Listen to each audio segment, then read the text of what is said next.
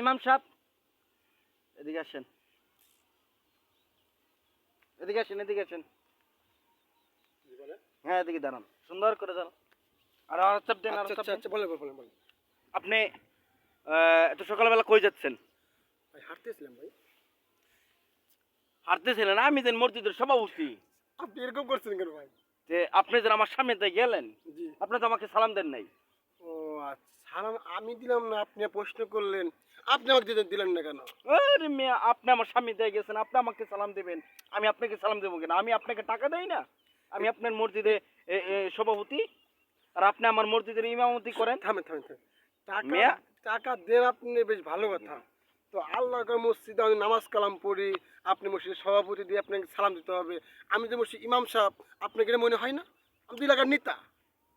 আপনি এলাকার নেতা আমি বুঝলাম, কিন্তু আমি তো মসজিদের সভাপতি, আমি তো আপনার বেতন দিই, আমি তো আপনার খাবার মাবার সব দিই। আপনি আমার সামনে দিয়ে গেলেন, আপনি আমাকে সালাম দিলেন না কেন? এটা বলেন, এটা বলেন আমি আপনি। সালাম ইসলাম দিইনি, কেননা আপনি মসজিদ সভাপতি দেখি আপনি আমাকে সালাম দেন কিনা। এরকম সালাম দিইনি। ও, তার মানে কি আপনার আমার সালাম দিতে হবে? জি। ও, তাই? জি। তো এখন জি বলেন। জি। তে সভাপতি ইমাম সাহেবকে সালাম দিব, তাই তো? না, এখানে একটা কথা আছে। হুম। যেমন সালাম ছোট বড় নাই। হ্যাঁ।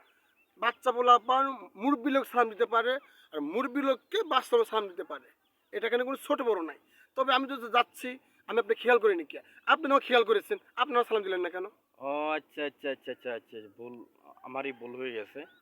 তো এরকম ভাবে আমাদের সাথে অনেক মসজিদের সভাপতি, সেক্রেটারি, কেশিয়ার, মসজিদের সদস্য যারা আছে, ওরা আমাদের সাথে এরকমই আচরণ করে। কিন্তু উচিত কি আহ, ইমাম সাহেবকে সালাম দেওয়া, কারণ ইমাম সাহেব হইছে, ইমাম মানে কি? নেতা। নেতা। ইমাম মানে হচ্ছে নেতা কিংবা একটা সম্মানী ব্যক্তি। এলাকার দায়ী সে। হ্যাঁ, তাকে মানে আমি সভাপতি হইলেও তাকে কি দিতে হবে? আমার সালাম দিতে সালাম হবে। দিতে হবে।